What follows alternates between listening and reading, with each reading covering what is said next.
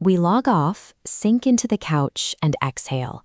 We equate a soft chair with safety and restoration. You spend hours at your desk, and your brain interprets that physical stillness as a state of deep, restorative rest. That rest stretches on. You complete a standard 8-hour desk shift, and then, as national averages show, you spend another 5 hours of your evening looking at screens. This timeline illustrates a finding from preventive medicine researcher Dr. Mike Evans. If you average 6 hours of daily sitting over a lifetime, you subtract 5 full years from your total life expectancy. Medical professionals now identify this condition as sitting disease. We often assume prolonged sitting is harmless because we are passively burning fewer calories. In reality, a chair acts as an active physiological stressor on the human body. To understand how a standard piece of office furniture becomes a threat to your health, we have to look past the skin. We need to observe the invisible failures cascading across your internal systems. The moment you sit down, your musculoskeletal system initiates a shutdown.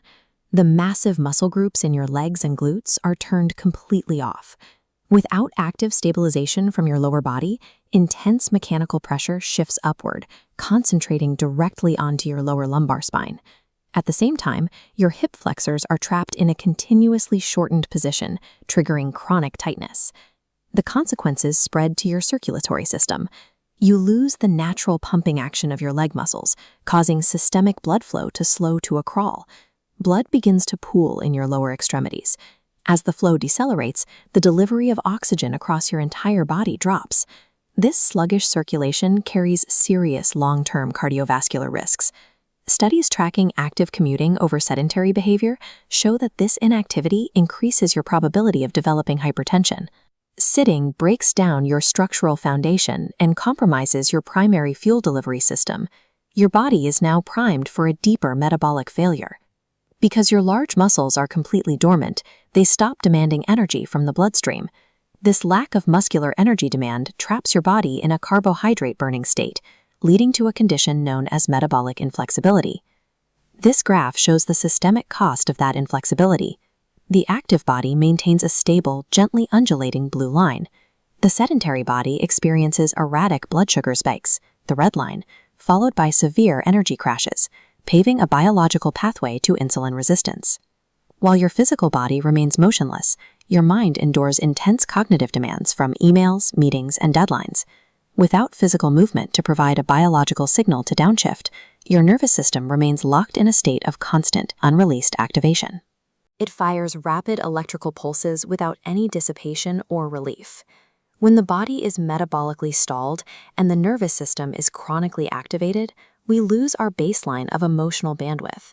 This lack of internal capacity, a system trying to operate in conditions it wasn't designed for, is the physiological foundation of modern workplace burnout.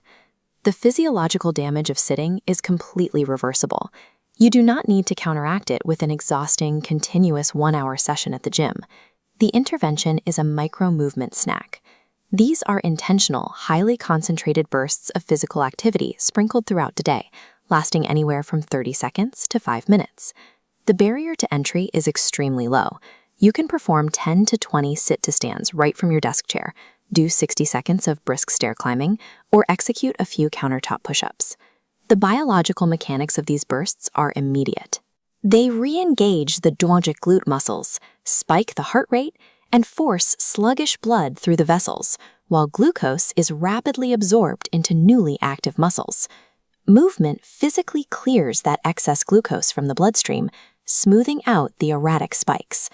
Your nervous system finally receives the biological signal it requires to transition, shifting from an agitated state into a calm, synchronized rhythm of recovery.